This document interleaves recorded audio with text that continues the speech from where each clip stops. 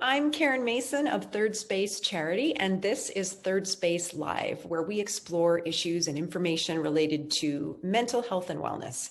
Today, we're delighted to be talking about back to school. After 18 months of post-secondary institutions in the Okanagan and their students and faculty and staff having to navigate education during a worldwide pandemic, Okanagan College and UBC Okanagan are now preparing to welcome students and everyone else back to campus this fall. We know that both these institutions are really concerned about mental wellness for their students and their staff and faculty during this transition. So today we're catching up with Mary Kim Oliver. She is the Okanagan College Vice President of Students. Mary Kim is leading OC's wellness initiative and also oversees a portfolio that includes the college's counseling services. So thank you for being on the show with us today, Mary Kim. Thank you, Karen. Pleasure to be joining you. So we know all of us are concerned about COVID in general and the Delta variant. What is Okanagan College doing to help keep students safe this fall now that we're returning to in-person service? Well, Karen, that's a big question in so many ways. The one thing I would say is, first of all, people may not realize, but we had many students and faculty and employees on the campus throughout the past year.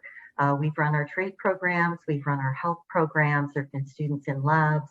And so we have a lot of protocols already in place, and we'll certainly continue with those, as well as moving forward with some additional pieces. So there are a lot of different layers to this going forward. Since the point in time where public health indicated there was an expectation for students to return to campuses in the fall, we set up several different groups, some for student experience, some for employees, and some for facilities, to look very intentionally at how we'll bring people back to the campus as safely as possible within those parameters set through our public health offices. So those groups have been working on everything in terms of the student experience in particular, everything from how to run orientation, particularly with the recent expectations around masking and limits on the size of groups, to things like how to continue to offer counseling services online, but go back to also offering them in person, working out how we offer library services, all of those pieces. So a lot of different approaches from that perspective. And then of course, we watch every single day for the latest developments and changes around our public health expectations and what things are set as expectations for the region. So as our students come back to classes, they will be wearing masks, as will the faculty and instructors. We will see an expectation that anyone going to our fitness centers or into our public food areas will have vaccines, and the province is working on vaccine passports for that activity. And then of course, we're looking at things like what are the cleaning protocols going forward, and encouraging people to be vaccinated and to ask us questions and let us know where they have concerns so that we can explore how we address those concerns. Excellent. So during the pandemic itself, what sorts of things did you hear about the sorts of mental health challenges that students and young people have been facing? We certainly heard a wide range of responses, and there were also many surveys that were being done both in Canada and the US about students and employees, and so all of that information has been coming our way. I've certainly heard about a lot of the struggles that students have had around isolation and anxiety, depression, and other mental health issues. And it's not just about COVID and the impact that way, but also the direct impact of people who've been ill or lost family or friends from the virus. So a real struggle in terms of those kinds of challenges. Excuse me. And some of it isn't just about, it's not the virus and the pandemic, it's that rapidity of change. Some of us adapt to change differently than others, and so a lot of things for people to cope with. Interestingly though, it's not the only story out there. We've heard from people who are thriving, people who really enjoyed working from home and the benefits that provided and the flexibility, students who enjoyed learning online. And especially for some of our students with disabilities, some of our students found that it was far more accessible being online, closed captioning, being able to record and listen to lectures over and over again. Or for students on the autism spectrum who found that they didn't have to figure out those social challenges being in crowded classrooms. which is so different for them and so much of a challenge. So there were all those pieces coming together. But the other thing is there was the secondary impact of COVID that had that indirect impact on the mental health. So we heard about a lot of students who didn't have job security and were struggling with their income, even with the serve options. We have students talking to us about housing and food insecurity. You know, the rentals became very, very expensive, and finding good housing and safe housing has been a real challenge. And even things like access to internet service, you know, for some students that meant they couldn't complete their courses effectively, or they were even more isolated than other people. So in that context, it's just been so many different pieces that have come together to create those challenges, while there have also been some benefits to it. The one thing I'll comment on though is how much I saw people stepping up, people really being more patient or offering different supports to each other, you know, donations to food banks, donations of technology, and just reaching out and trying to remember to keep in touch with those people who might be a little more isolated. So the last piece I would say we did here, even for the students who reported negative impacts on their mental health, often they also reported that they experienced a building of resources and skills, that they were really learning things at the same time. So it's quite a complex story in terms of what they've told us. Absolutely. And that kind of leads into the next question, which is, you know, these are the challenges and some of the benefits we've seen over the last 18 months. What sorts of things do you foresee as being some of the mental health or wellness overall challenges we're going to see with young people as they head back to this new version of reality? Well, as I already mentioned, I think change, for one thing, is a big challenge, because coming back to campus is yet another change.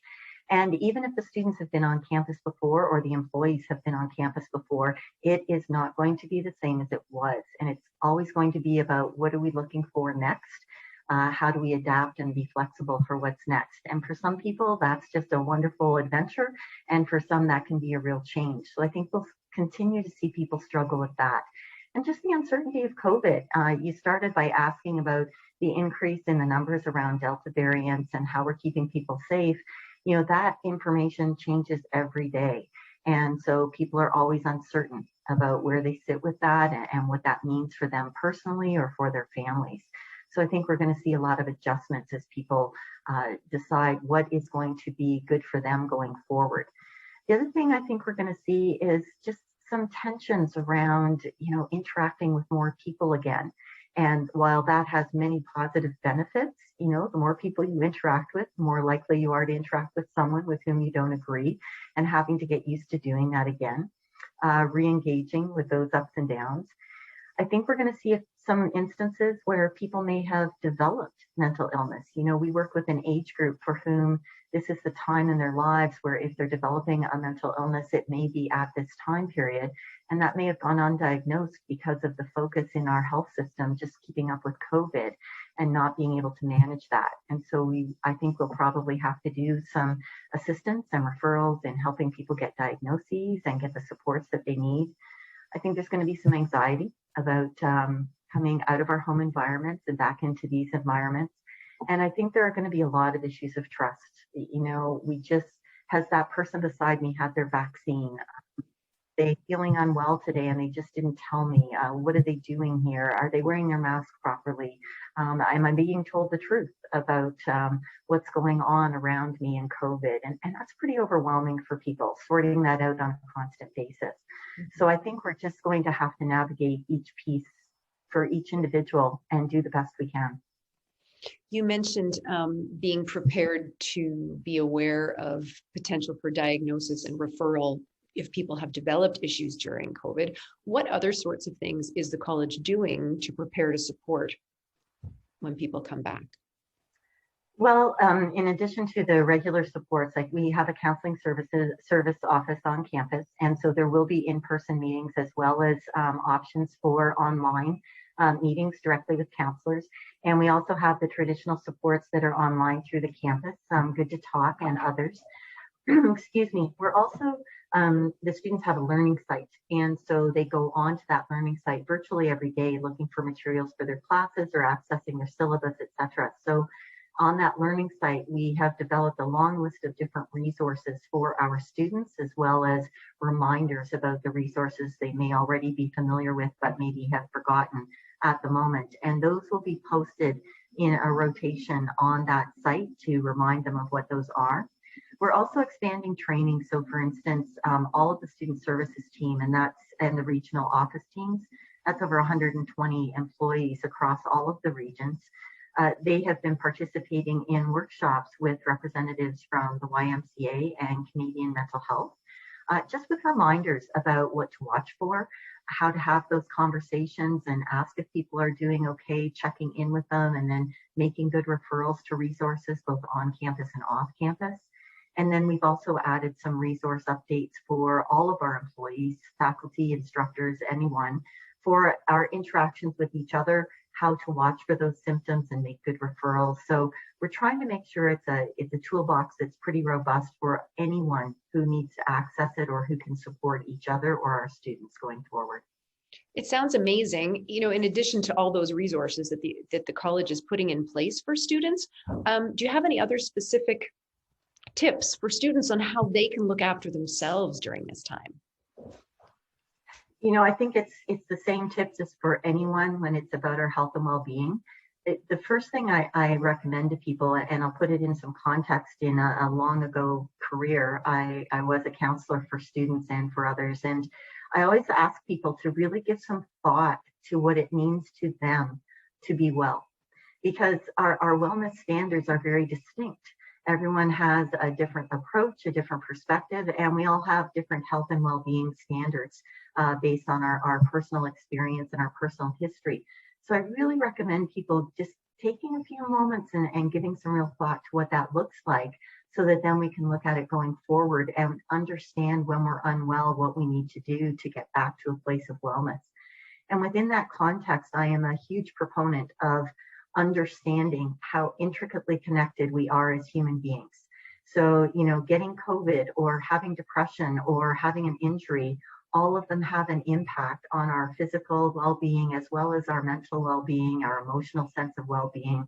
And so we need to understand how much we are a whole human being.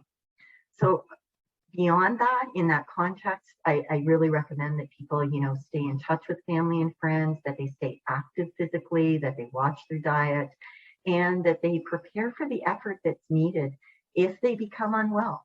You know, we all face challenges, and at some point in time, there will be something that impacts our well-being. And if we've thought that through, and if we have a sense of what it means for us to be well, then we will be more prepared for the work that's necessary to get back to that equilibrium again. The other thing I strongly recommend is know the resources before you need them, because when you are under challenges, regardless of what aspect of your health is being challenged, it's harder to think through and do that research and find the resources you need. And there's so many different ones now, online, in person. There are just so many apps, there are websites, there are counseling supports. So the other thing I really recommend is don't get discouraged if the first thing you reach out to or the first resource you find isn't a fit. You know, we're all so different. And so there are many different approaches to being well. And so finding a fit is really important. You know, I move a lot in my career.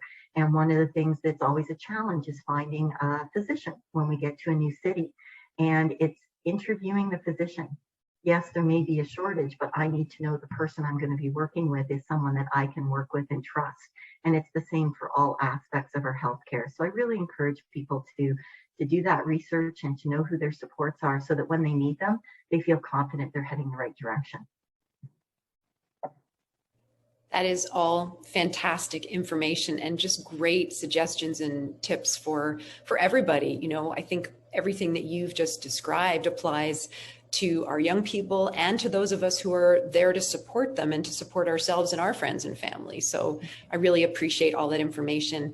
Thank you so much for joining us today. It's so great to know that post-secondary institutions like Okanagan College and the university are really paying attention to this issue and working to support their students and their faculty and staff with their mental health and with any new challenges that come this fall. So thank you for your time today. Oh, thank you very much for having me. It's been a pleasure. And just a reminder, Mary Kim did mention other resources. Of course, some of you may know that Third Space Charity does provide free supportive care counseling to young adults from 18 to 29 if they need that support and aren't able to get it elsewhere. And all you have to do is visit our website at thirdspacecanada.org to apply and find out if it's a fit for you. So this has been Third Space Live. Thanks so much for joining us, and we will see you next time.